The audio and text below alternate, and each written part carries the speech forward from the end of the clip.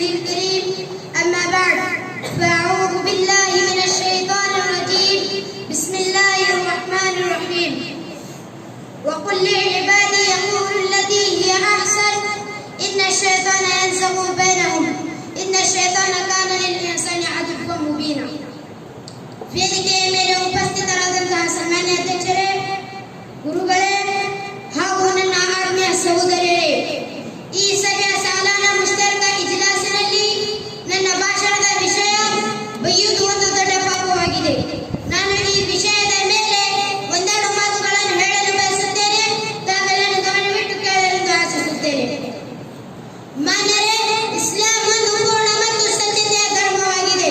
ಅದನ್ನು ತನ್ನನ್ನು ನಂಬುವವರಿಗೆ ಸ್ವಚ್ಛ ಸಂಧತೆ ಮತ್ತು ನಿಜಮಾತಿನ ಬಿತ್ತೆ ನೀಡುತ್ತದೆ. ಇದೇ ಕಾರಣದಿಂದ ಇಸ್ಲಾಂ ಧರ್ಮವು ಎರಡು ದವಡೆಗಳ ನಡುವಿರುವ ಗೋಡೆಗಿಲ್ಲದ ಮೋಸಗೊಂಡು ಅದು ನ್ಯಾಯವಾಗಿದೆ. ನ್ಯಾಯ ರಕ್ಷಣೆ ಆದೇಶ ನೀಡಿದೆ. ಅದರ ರಕ್ಷಣೆ ಮೇಲೆ ಸ್ವರ್ಗದ ಆಣೆ ಮಾಡಲಾಗಿದೆ. ಅಲ್ಲಾಹನ ಸಂಕಷ್ಟಗಳಲ್ಲಿ ಇದು ಒಂದು ಮೌಲ್ಯದ ಕಾಣಿಕೆ ಮತ್ತು ಅನುಗ್ರಹವಾಗಿದೆ. ಅದರಿಂದ ಒಬ್ಬ ಮಾನವನು ತನ್ನ ಮಾತನ್ನು ಸ್ಪರ್ಶಿಸುತ್ತಾನೆ. ನಮಗೆ ಆ ಮಾತು ಆಗ ತಿಳಿದು ಬರುತ್ತದೆ ಯಾವಾಗ ನಾವು ಮೂಕರನ್ನು ನೋಡುತ್ತೇವೆ. ಅವನು ತನ್ನ ಮಾತನ್ನು ಬೇರೆಯವರ ಮುಂದೆ ತಿಳಿಸಲು ಬಹಳ ಕಷ್ಟಪಡುತ್ತಾನೆ. ಏನಾದರೂ ಈ ನ್ಯಾಯವನ್ನು ಒಳ್ಳೆಯವರಿಂದಲೇ ಉಪಯೋಗಿಸಿದರೆ ಜಗತ್ತಿನಲ್ಲಿ ಸುಖ ಶಾಂತಿ ಮತ್ತು ನೆಮ್ಮದಿಯಿಂದ ಜೀವನ ಸಾಗಿಸಬಹುದು. ಅಂತಿಮ ದಿನದಲ್ಲಿ ಅಲ್ಲಾಹನ ಕಡೆ ಮತ್ತು ಸ್ವರ್ಗದ ಹಕ್ಕದಾರರಾಗುತ್ತೇವೆ. ಇದರ ವಿರುದ್ಧವಾಗಿ ಅದರ ಕೆಟ್ಟ ಉಪಾಯ ಮಾಡಿದರೆ ಜಗತ್ತಿನಲ್ಲಿ ಅಪಮಾನ ಹೊಂದುತ್ತೇವೆ ಮತ್ತು ಅಂತಿಮ ದಿನದಲ್ಲಿ ಶಿಕ್ಷೆ ಒಳಗಾಗುತ್ತೇವೆ. ಮಾನ್ಯರೇ, ಬನ್ನಿರಿ ನ್ಯಾಯ ಕೆಟ್ಟ ಒಬ್ಬರ ಪರಿಣಾಮಗಳು ನೋಡೋಣ. ನ್ಯಾಯ ಕೆಟ್ಟ ಒಬ್ಬರ ಪರಿಣಾಮಗಳು ಸುಳ್ಳು, ಆಣೆ, ಬೈಯುವುದು, ಚಾಡ, ಚುಡಿ, ಕೆಟ್ಟತನ ಮಾತನಾಡುವುದು ಇತ್ಯಾದಿ. ಇದರಿಂದ ಸಣ್ಣ ಮತ್ತು ದೊಡ್ಡ ಪಾಪಗಳು ಹುಟ್ಟಿಕೊಳ್ಳುತ್ತವೆ. ಉರ್ದು ಭಾಷೆಯಲ್ಲಿ ಬೈಯುವುದೆಂದರೆ ಕೆಟ್ಟ ಮಾತನಾಡುವುದು ಮತ್ತು ಕೆಟ್ಟ ಮಾತುಗಳ ಹೆಸರಾಗಿದೆ. ಬೈಯುವುದು ಇದು ಒಂದು ಭಯಂಕರ ಮತ್ತು ದೊಡ್ಡ ಅಪರಾಧವಾಗಿದೆ. ಇವತ್ತಿನ ಸಮಾಜದಲ್ಲಿ ಹೊಗಳುವಿಕೆ ಹೆಚ್ಚು ಸರಳವಾಗಿದೆ. ಏಕೆಂದರೆ ಜನರು ತನ್ನ ತಾಯಿಯವರ ಹೆಸರನ್ನು ತೆಗೆದುಕೊಂಡು ವಿಷಕ್ಕಿಳಿದು ಮಾತನಾಡುತ್ತಾರೆ ಮತ್ತು ಬೈಯುತ್ತಾರೆ. ಆದರೆ ಬೈಯುವಲ್ಲಿ ಸ್ವಲ್ಪ ಕೂಡ ಯಾವುದೇ ಪರಿಣಾಮ ಬೀರುವುದಿಲ್ಲ. ಎಷ್ಟೋ ಸಾರಿ ಬೈದು ಪ್ರಯಾಣದ ನಂತರ ನಮಗೆ ಗೊತ್ತಾಗುತ್ತದೆ. ಅಂತಿಮ ದಿನದಂದು ಸಾಕಷ್ಟು ಜನರು ಇದೇ ನ್ಯಾಯ ಕಾರಣದಿಂದ ಅವರ ಮುಖದ ಸಮೇತ ಹಾಕಲಾಗುವುದು. ಬೈಯುವುದು ಇದು ಒಂದು ಭಯಂಕರ ಮತ್ತು ದೊಡ್ಡ ಅಪರಾಧವಾಗಿದೆ. ಬೈಯುವುದು ಇದು ಒಂದು ಭಯಂಕರ ಮತ್ತು ದೊಡ್ಡ ಅಪರಾಧವಾಗಿದೆ. ಜಗಳ ಪ್ರಾರಂಭ ಇದೇ ಬೈಯುವುದರಿಂದಲೇ ಆಗುತ್ತದೆ.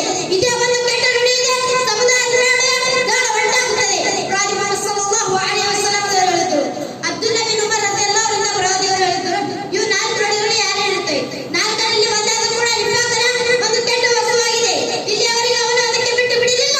ಆಗ ಅವನು ಒಳ್ಳೆಯ ಉದಾಹರಿಸಿದರೆ ಅದರಲ್ಲಿ ತಿರುಗಿಸುವುದು ಮತ್ತು ಮಾತನಾಡಿದ್ದರೆ ಸುಳ್ಳು ಹೇಳುವುದು ಮತ್ತು ಆಣೆ ಮಾಡಿದ್ದರೆ ಅದರ ವಿರುದ್ಧತನ ಮಾಡುವುದು ಅದಕ್ಕೆ ಕೂಡ ಮಾಡಲಿಲ್ಲ ಮತ್ತು ಜಗಳಿದ್ದರೆ ಬೀಯುತ್ತಾರೆ. ಅಲ್ಲಾಹನು ಇದನ್ನು ಕುರಾನ್ನಲ್ಲಿ ಸೂರೆ ಬನಿ ಇಸ್ರಾಯೀಲ್ ಸೂರೆ ನಂಬರ್ 53ರಲ್ಲಿ ಹೇಳುತ್ತಾನೆ, ವಕುಲ್ ಲಿಇಬಾದಿ ಯಕೂಲು ಅಲ್ಲತಿ ಹಿಯ ಅಹ್ಸನ್ ಇನ್ನ ಶೈತಾನ ಯನ್ಜಗು ಬೈನಹುಂ ಇನ್ನ ಶೈತಾನ ಕಾನ ಲಿಲ್ಇನ್ಸಾನಿ ಅದುವ್ವನ್ ಮುಬೀನ. ಪ್ರವಾದಿಯವರೇ, ನನ್ನ ದಾಸರಿಗೆ ಅತಿ ಉತ್ತಮವಾದುದನ್ನು ಹೇಳಿರಿ. ಏಕೆಂದರೆ ನಿಜವಾಗಿ ಶೈತಾನನು ಮಾನವ ಪ್ರತ್ಯಕ್ಷ ಶತ್ರುವಾಗಿದ್ದಾನೆ. ವಾಸ್ತವದಲ್ಲಿ ಶೈತಾನನು ಮಾನವ ಪ್ರತ್ಯಕ್ಷ ಶತ್ರುವಾಗಿದ್ದಾನೆ. ಈ ಸುಳ್ಳು ಮತ್ತು ಗ್ರಂಥದಲ್ಲಿ ಧರ್ಮ ನಮಗೆ ಈ ರೀತಿ ನೀಡಿದೆ. ಅಲ್ಲಿಯ ಬೈಯುವುದು ಒಂದು ದೊಡ್ಡ ಅಪರಾಧವಾಗಿದೆ. ಅಲ್ಲಿಯದು ಒಂದು ನಿಫಾಕ್ ಗುಣವಾಗಿದೆ. ಒಬ್ಬ ಮುಸಲ್ಮಾನನಿಗೆ ಬೈಯುವುದು, ಹೊಗಳುವುದು ಒಂದು ಫಿಸ್ಕ್ ಆಗಿದೆ.